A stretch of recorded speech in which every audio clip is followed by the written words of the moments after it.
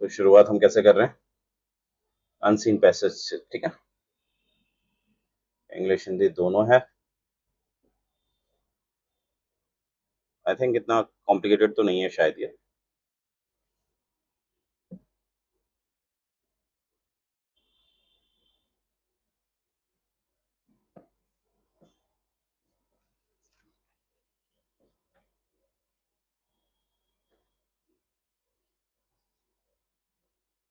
और जब हो जाए तो आंसर बता दीजिएगा, ठीक है।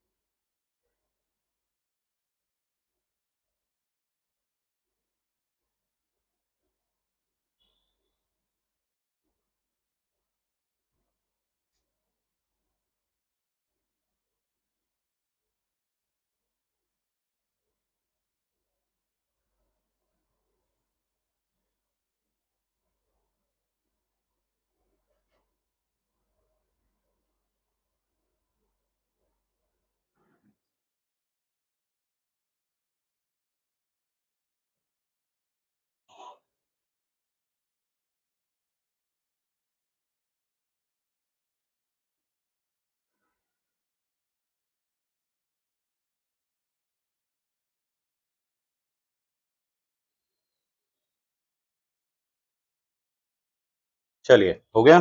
पढ़ लिया आप लोगों ने?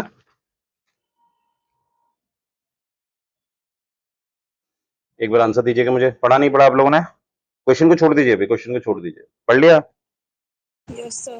Yes sir. सभी ने? यस सब सर। सबसे पहला स्टेप क्या है हमारा? हमारे जो पैराग्राफ है, जो पैसेज है, उसको समझना है, ठीक है। सबसे पहला स्टेट यही है। तो सबका हो गया? सबने पढ़ लिया? Yes sir. चलिए, अब जो क्वेश्चन पूछा गया है कि which of the following conveys the most important logical and rational message from the passage.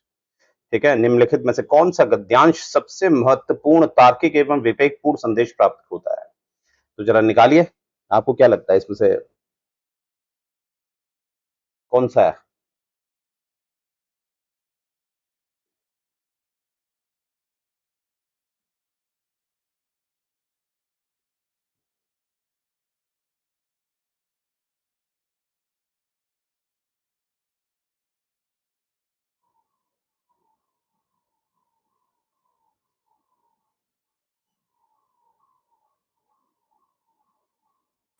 Sir मेरे अकॉर्डिंग सी होगा, मैं श्योर नहीं हूँ बट सी होगा। कोई बात नहीं, कोई बात नहीं। अश्विन मैम का सी आंसर आ गया। चलिए,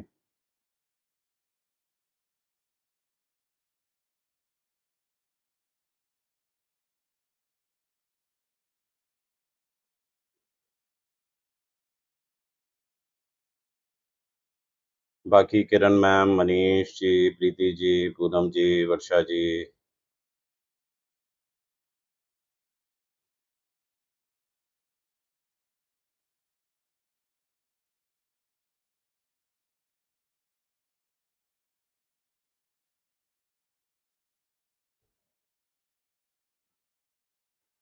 सर मेरे अकॉर्डिंग इसका ए होगा को।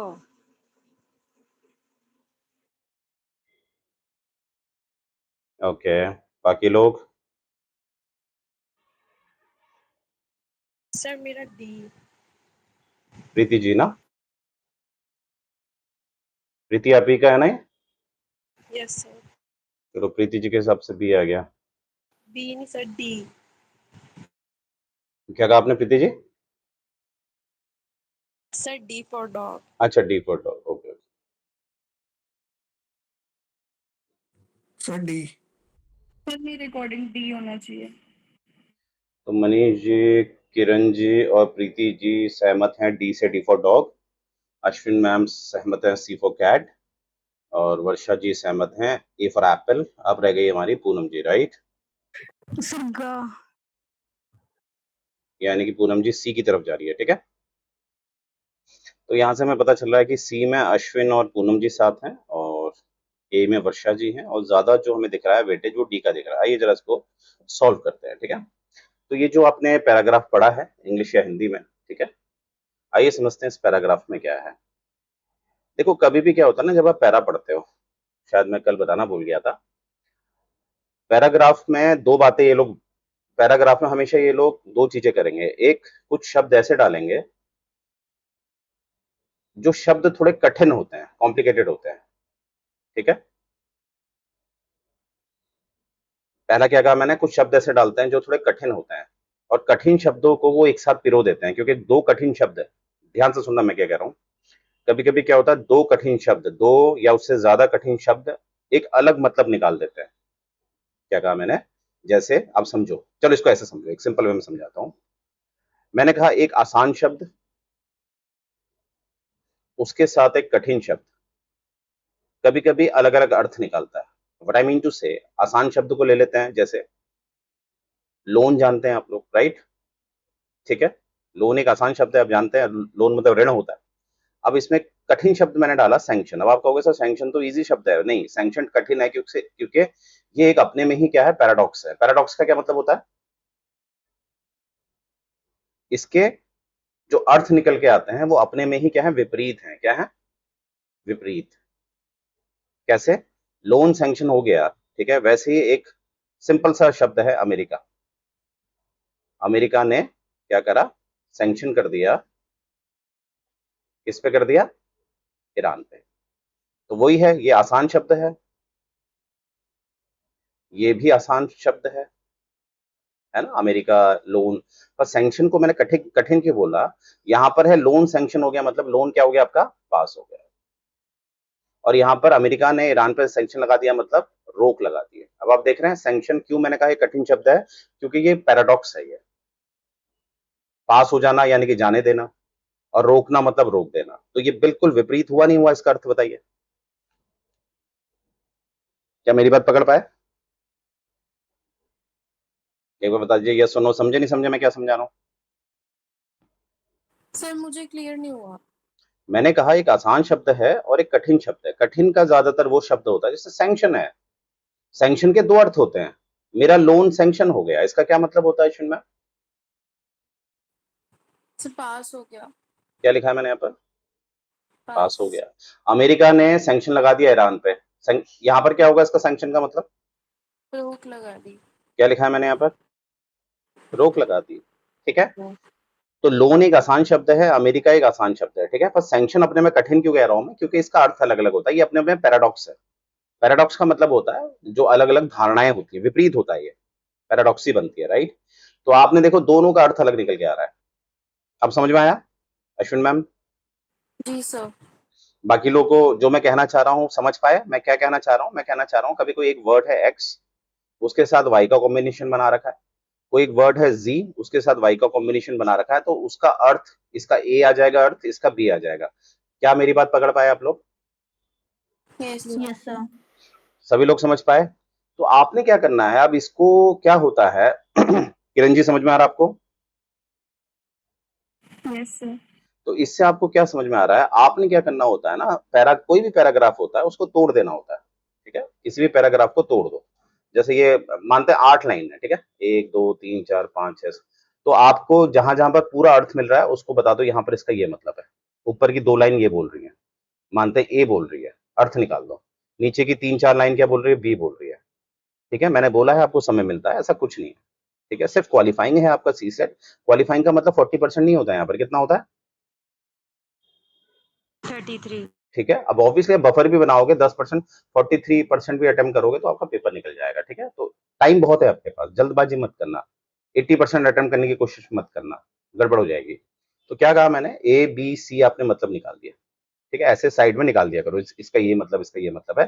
फिर इवेंचुअली ए बी सी आपने इसको छोटा कर दिया, फिर और छोटा करोगे तो इवेंचुअली लास्ट में आप इसको क्या कर सकते हो, कंसोलिडेट।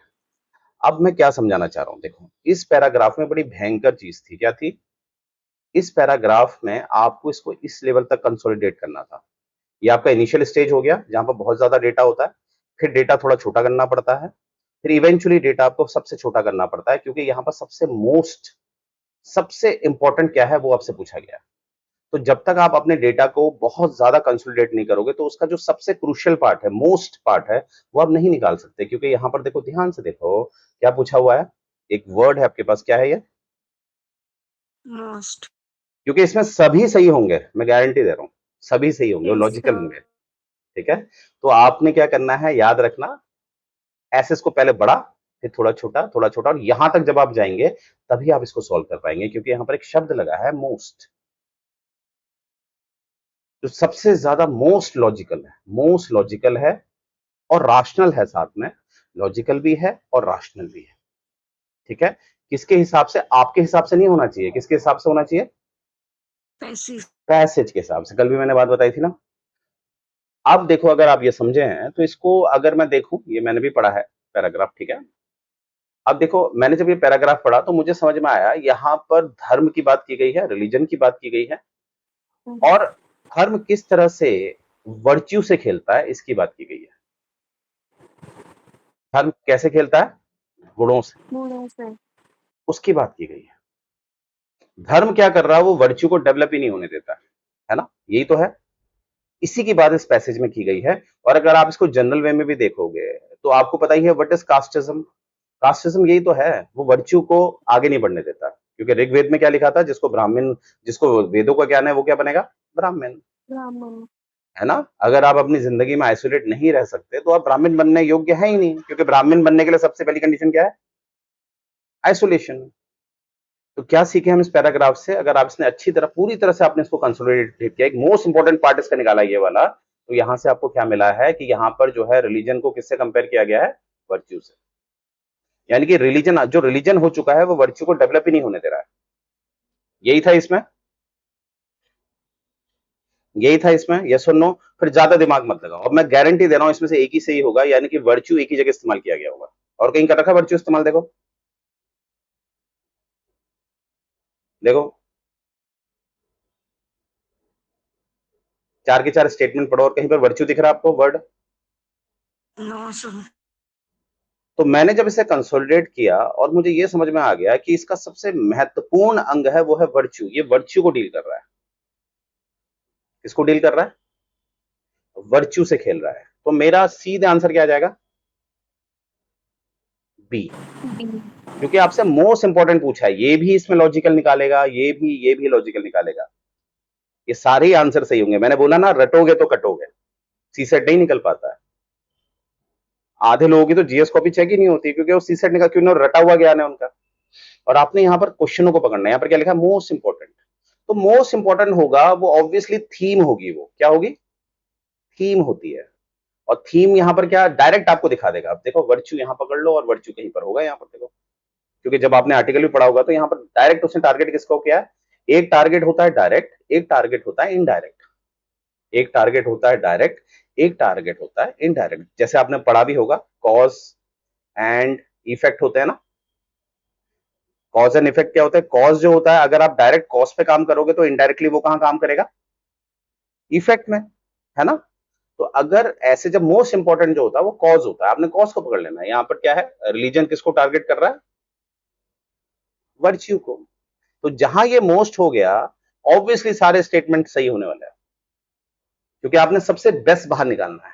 तो सबसे बेस्ट बाहर निकालने के लिए आपको आपके पैसेज को बिल्कुल बहुत अंदर तक कंसोलिडेट करना पड़ेगा। क्या मैं समझा पाया? मिला एटीट्यूड यस सर। बाकी लोगों को? इसीलिए आपने देखा होगा आप में से किसी ने भी सही आंसर नहीं निकाला, क्योंकि वो लॉजिकली सभी स्टेटमेंट सही हैं।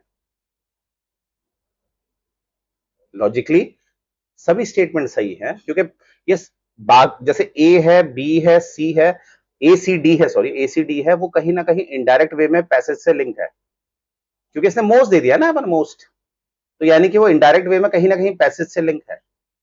और कोई कोई हो सकता है डायरेक्ट भी दिखे, पर अगर आप थ्योरी पूरी थीम को पकड़ोगे तो थीम है रिलीजन और वर्च्यू, है या नहीं है? देखो जब आपने पढ़ा यस सर। तो समझ गए। अगर समझ पाए हो ये चीजें बहुत आसान है, और नहीं समझ पा रहे हो, रटने वाला ज्ञान रख रहे हो, तो बड़ा मुश्किल हो जाएगा। चलिए, अब मुझे उम्मीद है ये आपने डेटा पढ़ लिया है, तो एक बार रिवाइज करेंगे हम। हमने अभी तक कितने दो पैसेज करे हैं और दो चीजें हमने सीखी हैं। पहले पैसेज से हमने ये सीखा है, जब भी कोई वर्ल्ड वाइड समस्याएं होंगी तो उसमें पॉजिटिव 90% क्या होता है? राइट। पहला पैसेज हमने ये पढ़ा था ना। दूसरा नियम आज हमने क्या देखा, जब कभी वो मोस्ट पूछ देगा, क्या पूछ देगा, इसमें सबसे ज्यादा मोस्ट कौन सा लॉजिकल है, तो वहां पर ऑब्वियसली सभी स्टेटमेंट सही होने वाले हैं। तो वहां पर आपने क्या करना है, पूरी तरह से दिमाग लगा के उसको एक कंसोलिडेट का सब यहां इस लेवल तक लाना है। तो पूरी चर्चा थी रिलीजन पे, और रिलीजन को डायरेक्टली किससे जोड़ा हुआ था? वर्च्यू। वर्च्यू से।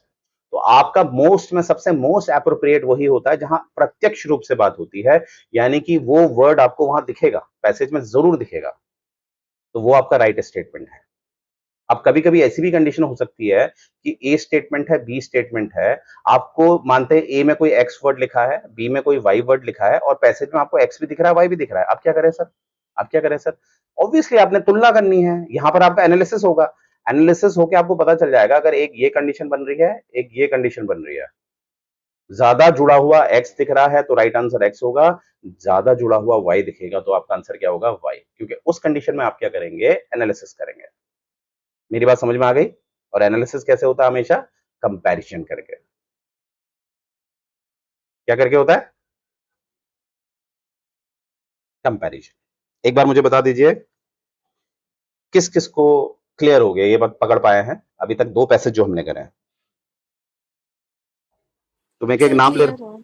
हाँ, मैं नाम ले रहा हूं, नाम ले लेके आप मुझे बताएंगे। तो सबसे पहले मैं नाम ले रहा हूं, किरण जी आपको क्लियर है? Yes sir.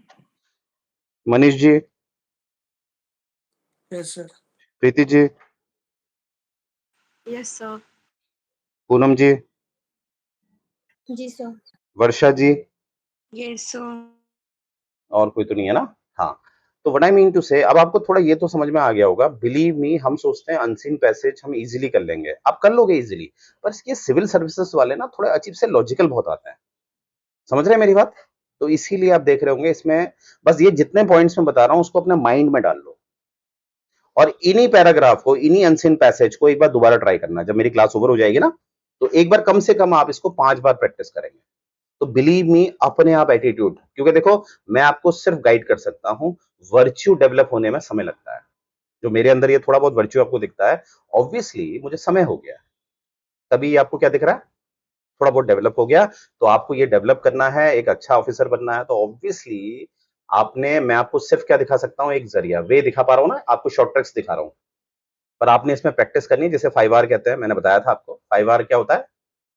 5 रीडिंग्स। 5 रीडिंग्स। वो आपको क्या करेगा? धीरे धीरे वर्च्यू डेवलप करेगा। और 5 रीडिंग में पैसेज कॉमन रखना। चलिए, अब आज का जो दूसरा है पैसेज रोज, एक मैं आपको बता रहा हूं रिमाइंडर थ्योरम, ठीक है?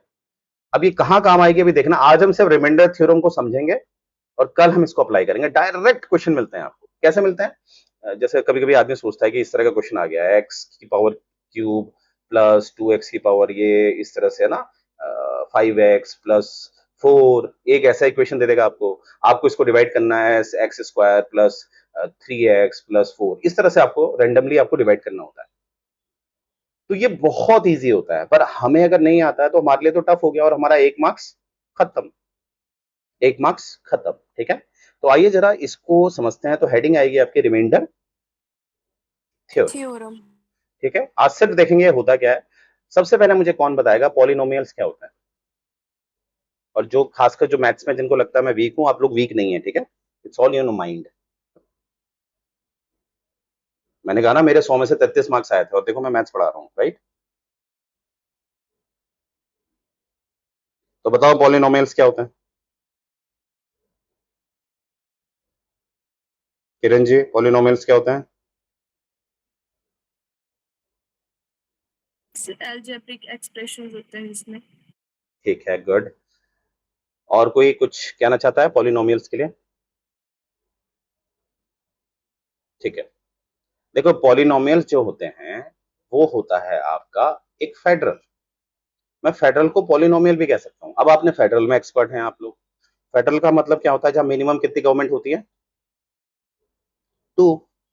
मिनिमम टू गवर्नमेंट है, थ्री भी तो हो सकती है। अगर आप भारत की स्थिति देखोगे 1993 से हमें दिखती तो थ्री टियर गवर्नमेंट है। पहली central government, state government, and we have last में local government, that is panchayat and municipalities. मानते हैं ये बात? फेडरल यही है ना? अब फेडरल ये है यानी कि एक सिस्टम में आपको वेरिएबल्स ज्यादा दिख रहे हैं, तो वही आपका पॉलिनोमियल्स होता है। ठीक है, यानी कि अलग अलग वेरिएबल्स जब साथ होते हैं, जैसे मैं यहां पर लिख रहा हूं, जैसे मैंने लिखा 3x² प्लस 2x प्लस 1। अब यहां पर आपको दिख रहा होगा, ठीक है, यहां पर ये x की पावर कितनी है? 2। 12।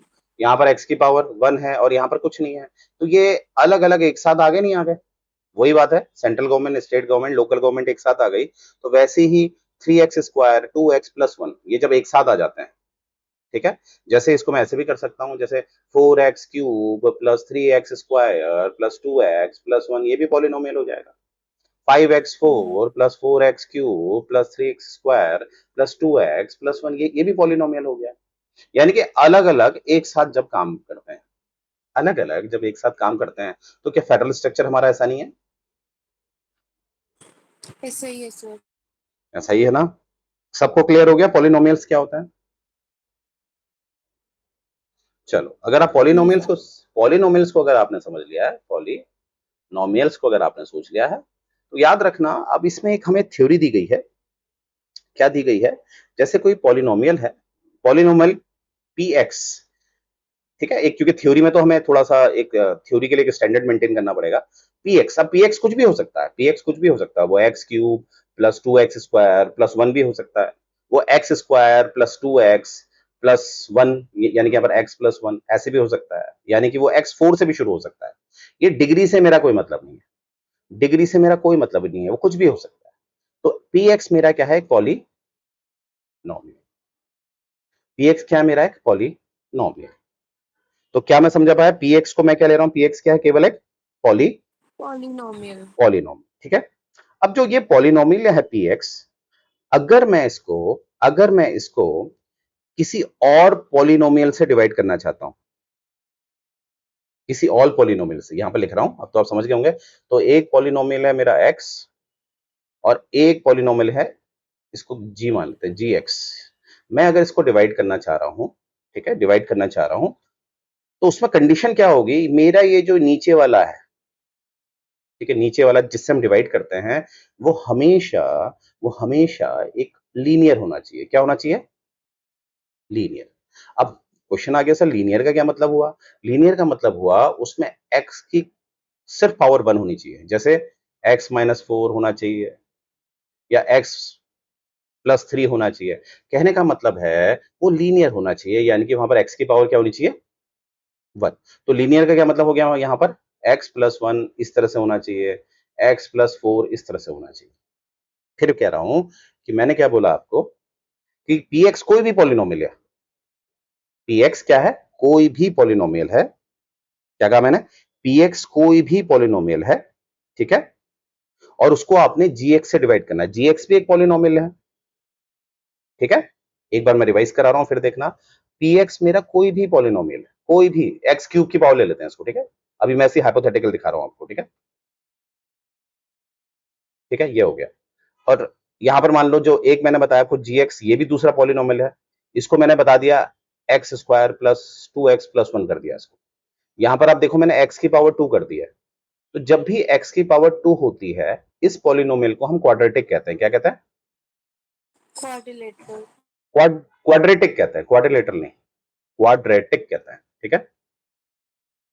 अब देखो मैंने क्या बोला, अगर किसी पॉलिनोमियल को मैंने किसी पॉलिनोमियल से डिवाइड करना है, अब इन दोनों को डिवाइड करना है, ठीक है। अगर ऐसे डिवाइड करोगे तो बड़ा कॉम्प्लिकेटेड हो जाएगा। तो मैंने क्या बता, हमें रिमाइंडर थ्योरम हमें क्या आंसर देती है कि gx को आपने कन्वर्ट करना पड़ेगा, gx को आपने कन्वर्ट करना पड़ेगा किसमें, लीनियर में। किसमें, लीनियर पे। यानी कि इस वाले को क्योंकि ये gx नीचे है ना, ये डिवाइड करेगा, इस वाले को आपको किसमें कन्वर्ट करना है, लीनियर पे। याद रहेगा ये चीज, लीनियर पे करने का मतलब है आपको इसको x+1 या x-1 या x+2 इस तरह से बनाना है।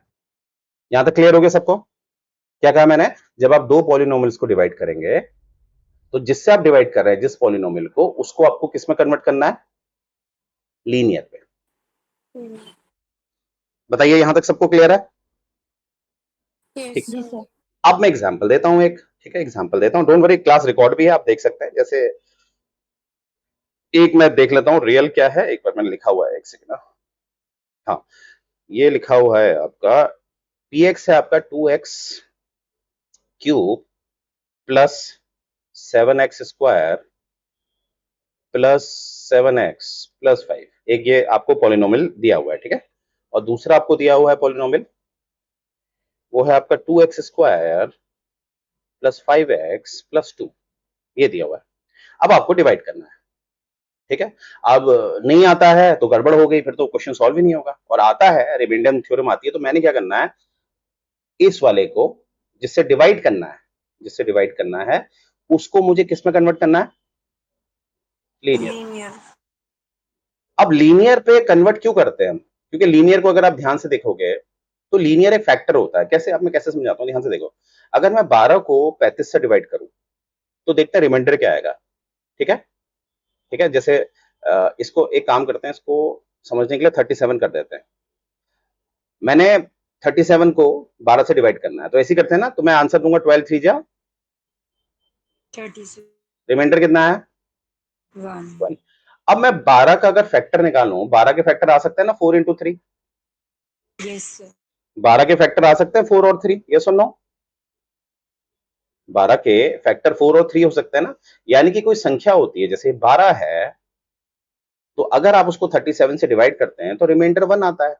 वैसे ही आप इसी नंबर के फैक्टर से इस नंबर को 37 को डिवाइड करोगे तब भी आपका 1 आएगा। देखते हैं, 37 को हम 4 से डिवाइड करते हैं, क्योंकि 4 क्या है, फैक्टर है किसका, 12 का। तो आइए जरा इसको सॉल्व करते हैं। 9 4 जा 36। रिमाइंडर कितना है, सेम। वैसे ही 3 से करो डिवाइड,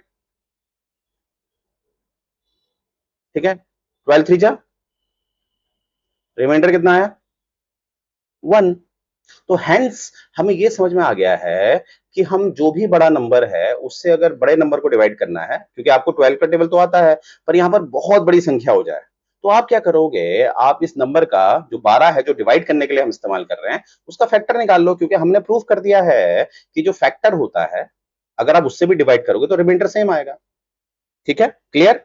हालांकि इतना डेप्थ आपको जरूरत नहीं होती है, पर मैंने थोड़ा आपको एक जस्टिफाई करने की कोशिश करी है कि भैया क्या होता है हमारा, कि आप क्या करोगे, वही नंबर का जो फैक्टर है वो भी रिमाइंडर सेम लाएगा।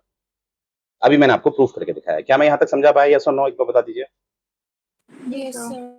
ध्यान से सुनना, बहुत आसान होता है ये, शुरू शुरू में आपको लग सकता है, पर I am trying my best. तो एक बार फिर वो पॉलिनोमियल जो मैंने लिखा है उसको लिख लेते हैं।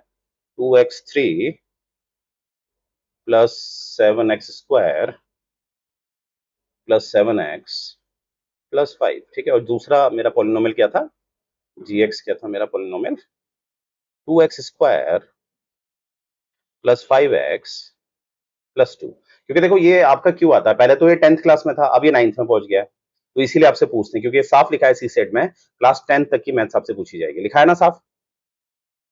तो यस इसीलिए याद रखना कि इसलिए आपसे ये क्वेश्चन आया, क्योंकि आपके मन में आ सकता है कि सर इतना मैथ्स क्यों पूछ रहे हैं, पूछते हैं, वो 10th तक की मैथ्स पूछेंगे। तो यहाँ पर देखो स्टेप क्या है, नंबर 1, ये तो काम ही नहीं करेगा क्योंकि क्वाड्रेटिक है। क्या है ये,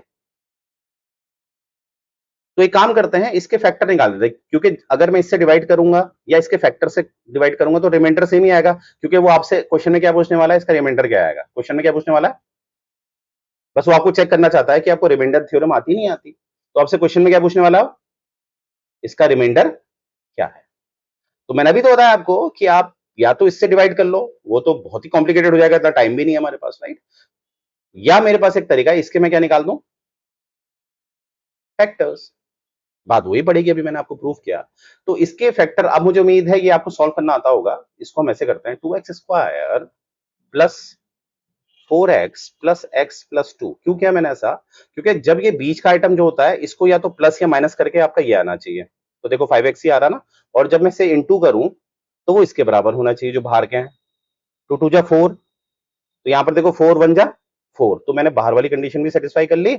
और जब मैं इसे जोड़ता हूं 4x प्लस x कितना बनेगा, 5x। ये आता है ना सबको कि क्वाड्रेटिक इक्वेशन के अगर आपने फैक्टर निकालना है तो उसमें नियम क्या है, बीच का नंबर के हिसाब से आपने देखना है। तो बीच में आपने इस तरह से इसको डिवाइड करना है, इस तरह से डिवाइड करना है कि जब आप इसे प्लस माइनस करते हैं, प्लस माइनस करते हैं तो वो इसके बराबर आना चाहिए, बीच के बराबर। और जब आप इसे इंटू करते हैं तो ये इसके बराबर आना चाहिए। देखो मेरा वही आ रहा है, देखो। तो 2x² प्लस 5x प्लस 2 को मैंने क्या लिख दिया है, 2x² plus 4x plus x plus 2। क्या मैं समझा पाया, यस और नो? एक बार फिर देखो मैंने क्या बोला है, 2x², रुको इसको मिटाता हूं फिर से। हाँ,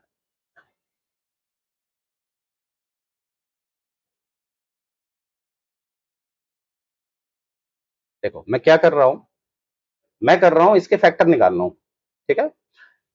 तो 2x² प्लस 5x प्लस 2, अब मुझे क्या ध्यान देना है, बीच वाला जो 5x है उसको कंसिडर करना है, 5x। यानी कि जो मेरे बीच में टर्म आएगी, बीच में वो प्लस माइनस करके, चाहे प्लस करूं या माइनस करूं, मेरा क्या आना चाहिए, टोटल 5x बीच की टर्म। जो मेरा x समझ लो a और b आ रहा है, बीच में जो मैं 5 को तोड़ रहा हूं, मुझे इस हिसाब से तोड़ना है कि a और b को या तो मैं प्लस करूं या माइनस करूं, वो बराबर कितना आना चाहिए, 5 के। और जब मैं इनको इनटू करूं, जब मैं इनको इनटू करूं तो वो इनके इनटू के बराबर आना चाहिए, 2 टूट जा 4। तो ये मैंने दिमाग 4 लगाना है। तो इसका दिमाग लगा के मैंने क्या आंसर निकाला, 2x² plus 4x plus x plus 2। देखो अगर आप इसे प्लस करते हैं, मैंने कहा ना प्लस माइनस कर सकते हैं, तो प्लस करते हैं तो क्या आएगा, 5x सेटिस्फाई हो गया। और 4 1 जा 4, 4 2 2 जा 4। तो इसके फैक्टर ये है ना। अब इसमें आप कॉमन ले लो, 2x² प्लस 4x में आप क्या कॉमन ले सकते हैं, 2x को कॉमन ले 2 सकते हैं, है ना। यस क्या बचा, x plus 2 x plus 2, sorry, हाँ x प्लस 2, ठीक है। और यहां पर देखो ये x प्लस 2 ही है, तो यहां पर 1 आ जाता है, x प्लस 2। और हमेशा याद रखना ये आपके कॉमन होने चाहिए। तो हमारा अब हमारे दो फैक्टर बाहर आ गए। दो फैक्टर कौन कौन से बाहर हो गए, एक तो x प्लस 2 जो कॉमन बना हुआ है, और एक ये वाला 2x प्लस 1, 2x प्लस 1। अब देखो ये दो फैक्टर जो मैंने निकालना है, किस किस को समझ में नहीं आया, बताओ। सर क्लियर, नहीं आया आपको? सर क्लियर है। अच्छा अच्छा, कोई ऐसा जिसको क्लियर नहीं है, एक बार मुझे बता दीजिए, प्रीति जी, किरण जी, पूनम जी। सर क्लियर है। क्लियर है ना सबको? अब ध्यान से देखो, अब मैंने क्या किया, इसके जब फैक्टर निकाले तो दोनों ही लीनियर बन गए, क्योंकि यहाँ पर x की पावर क्या है, 1 1। तो आपने क्या करना है, जब ये लीनियर बन जाते हैं, जब ये लीनियर बन जाते हैं तो आपने क्या कर देना है, इसको 0 के बराबर रख लेना है। तो x प्लस 2 इक्वल्स टू 0, पहली कंडीशन आप इसे रख सकते हैं, ऑप्शन है आपके पास। ये आप क्या रख सकते हैं, 2x प्लस 1 इक्वल्स टू 0, क्योंकि दो फैक्टर निकले हैं।